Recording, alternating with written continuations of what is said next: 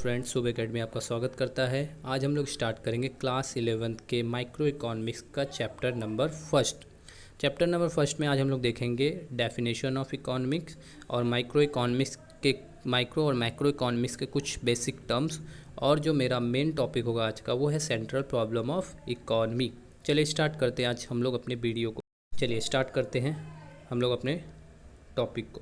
देखिए पहला मेरा टॉपिक क्या है इसमें, इकोनॉमिक्स। यानी इकोनॉमिक्स होती क्या है।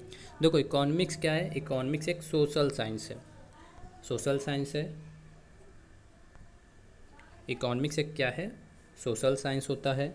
It deals with the study of human behaviour in the society in the process of production. ये क्या करता है, एक ह्यूमन बिहेवियर की एक्टिविटीज़ को स्टडी करता है। यानी इकोनॉमिक्स क्या करता है, ह्यूमन बिहेवियर की एक्टिविटीज़ को स्टडी करता है जो कि वो सोसाइटी में रहकर किसी प्रोडक्शन के प्रोसेस में इन्वॉल्व है, कंजम्पशन में इन्वॉल्व है, एक्सचेंज में इन्वॉल्व है और डिस्ट्रीब्यूशन में इन्वॉल्व है।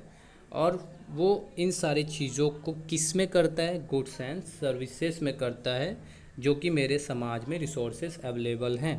सिंपल वर्ड में समझो कि इकोनॉमिक्स क्या है, एक तरीके का सोशल साइंस है जो कि क्या करता है, ह्यूमन बिहेवियर पर बेस्ड होता है कि एक ह्यूमन बिहेवियर सोसाइटी के अंदर जो प्रोडक्शन प्रोसेस चल रहा है उसमें कैसे इन्वॉल्व होता है और किसी गुड्स को डिस्ट्रीब्यूशन करने के लिए कैसे इन्वॉल्व होता है और उस गुड्स को कंजम्पशन और एक्सचेंज करने में क्या उसका रोल होता है। ये हमारा इकोनॉमिक्स बताता है।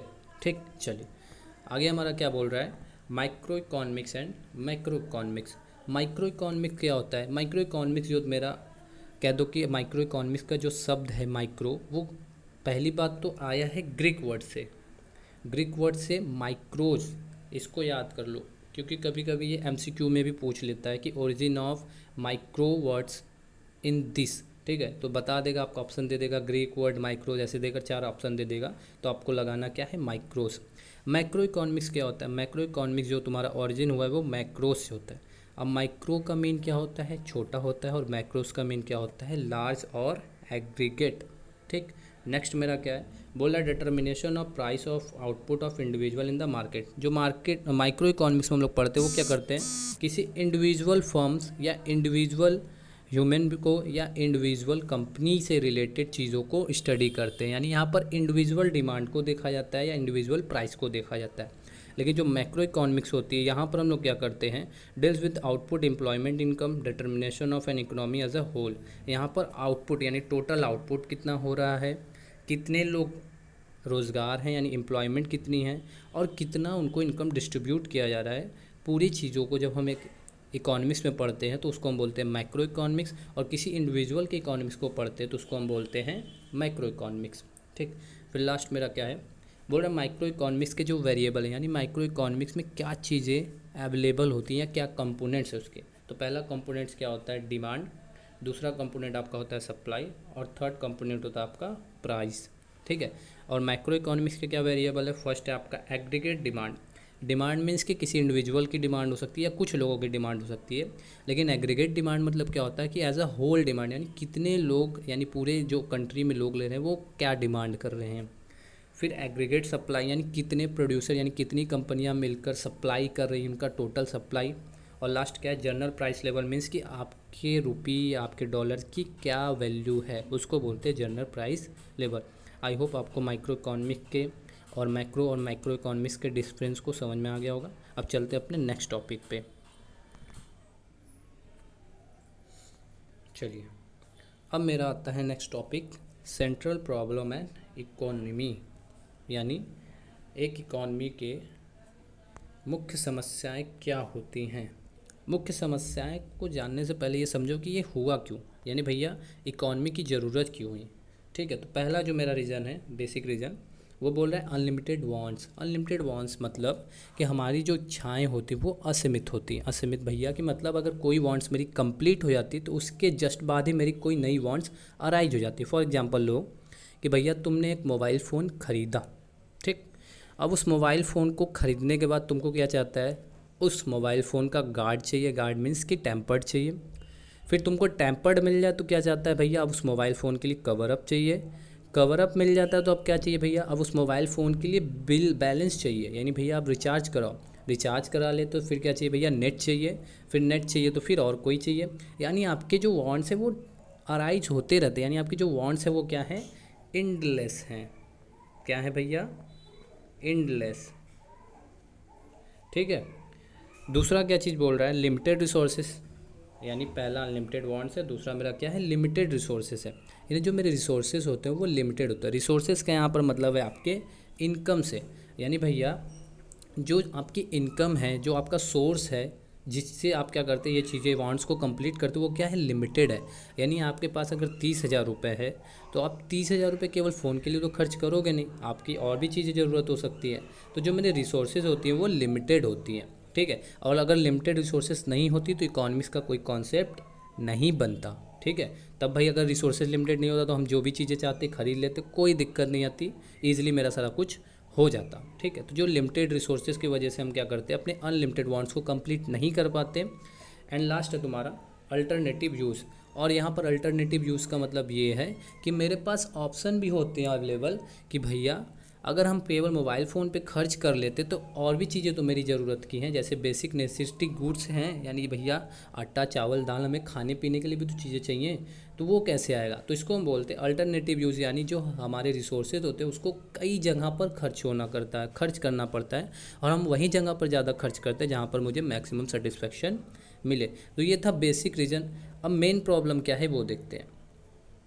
जो मेरा सेंट्रल प्रॉब्लम है, पहला प्रॉब्लम क्या है, व्हाट टू प्रोड्यूस, यानी कोई गुड्स को अगर हम बनाते हैं, ठीक है, तो वो कैसे बनाएं, यानी या कौन सा गुड्स बनाए भैया, किस तरह का प्रोडक्ट बनाए, कंज्यूमर गुड्स बनाए या फिर कैपिटल गुड्स बनाए।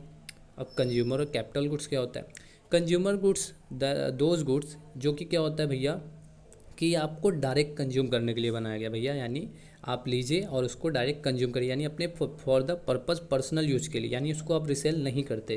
तो ऐसे गुड्स को बोलते हैं कंज्यूमर गुड्स। और जो कैपिटल और प्रोड्यूसर गुड्स होता है, इस गुड्स से हम लोग क्या करते हैं, या तो हम इससे यूटिलिटी क्रिएट करते हैं, यूटिलिटी क्रिएट करने का मतलब कि इससे हम नया प्रोडक्ट बनाते हैं, या इसको डायरेक्ट रिसेल करने के लिए खरीदते हैं, यानी हम इसको लिए और इसको बेच दिए। तो ये दो तरह का गुड्स बनता है। अब यहाँ पर बात आती है कि कौन सा गुड्स बनाएं भैया। तो जैसे मान लो एक एग्जांपल से समझा देते हैं, जैसे मान लो तुम्हें एक पेन बनाना है, ठीक है, तो मान लो तुमने बॉल पेन बनाना शुरू किया, तो भैया बॉल पेन यूज़ करने वाले तो डिमांड क्रिएट करेंगे, ठीक है, तो उनकी तो डिमांड सप्लाई मतलब हो जाएगी। लेकिन जो जेल पेन यूज़ करने वाले उनकी तो सप्लाई नहीं हो पाएगी, ठीक है। तो तुम क्या करोगे भैया, अब देखोगे कि भैया बॉल पेन बना रहे हैं और ये जेल पेन वाला भी डिमांड एक्सेस हो रहा है, थोड़ा बहुत तुम क्या करोगे, जेल पेन पे जाओगे, ठीक है। तो अगर जेल पेन अगर मान लो तुम बना रहे हो तो क्या होगा, बॉल पेन वालों की डिमांड कंप्लीट सप्लाई कंप्लीट नहीं हो पाएगी। तो इसलिए क्या होता है कि भैया पहले हमें यह देखना होता है कि प्रोडक्ट को क्या बनाना है, यानी कैपिटल गुड्स बनाए या कंज्यूमर गुड्स बनाए, ये मेरे ऊपर है कि भैया हम बॉल पेन बनाते हैं या जेल पेन, ठीक। फिर नेक्स्ट क्या है, हाउ टू प्रोड्यूस, यानी कैसे प्रोड्यूस किया, यानी चीज़ों को कैसे बनाया जाए। दो तरीके होते हैं, एक लेबर इंटेंसिव टेक्निक होता है और एक कैपिटल इंटेंसिव टेक्निक होता है। लेबर इंटेंसिव टेक्निक मीन्स कि जहाँ पर ओवरऑल प्रोडक्शन का काम क्या करे, ह्यूमन बिहेवियर का, यानी ह्यूमन लोग करें, आदमी से डायरेक्ट काम कराओ भाई, लिमिटेड काम होगा, लेकिन जो तुम्हारा कॉस्ट ऑफ प्रोडक्शन है वो भी धीरा हो जाएगा, यानी कम होगा। और लेकिन एक इसमें बेनिफिट होगा कि भैया एम्प्लॉयमेंट जनरेट होगा, यानी लोग बेरोज़गार कम होंगे, ठीक है। लेकिन इससे एक और डिमेरिट्स क्या है आपकी कि कॉस्ट ऑफ प्रोडक्शन आपका बढ़ जाएगा और जो प्रोडक्शन भी होगा प्रोडक्शन रेट भी कम हो जाएगा। ये हो गया लेबर इंटेंसिव टेक्निक।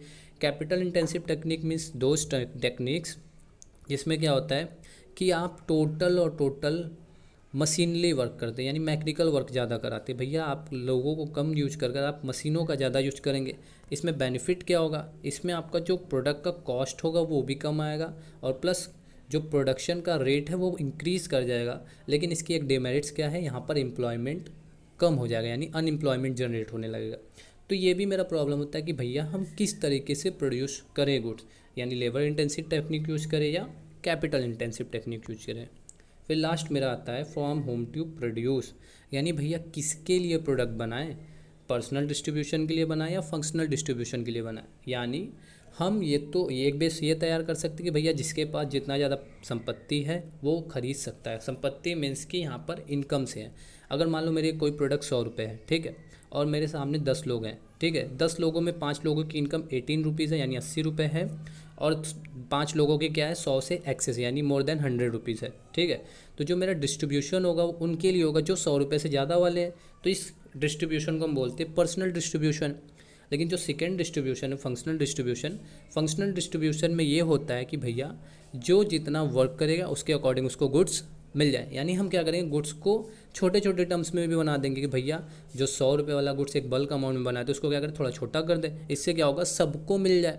ठीक है, तो ये मेरा पहले आता है कि भैया हम किसके लिए प्रोडक्ट बनाएं, यानी अमीरों के लिए बनाएं या गरीबों के लिए बनाएं, यानी सबको गुड्स मिल जाए या केवल उन्हीं को मिले जिसके पास क्या हो, इनकम अच्छी हो। तो आई होप आज का वीडियो में आप जो सेंट्रल प्रॉब्लम ऑफ इकोनॉमी आपको समझ में आई होगी और बेसिक रीज़न क्या थे ये समझ में आएंगे। और हमारा जो फर्स्ट था माइक्रो इकोनॉमिक्स के डेफिनेशन और माइक्रो और मैक्रो के डिफरेंस। अगर आपको वीडियो अच्छा लगा हो तो प्लीज़ वीडियो को लाइक करिएगा, चैनल को सब्सक्राइब करिएगा और ज़्यादा से ज़्यादा शेयर करिएगा। Thank you. Forget what they doing, keep on moving.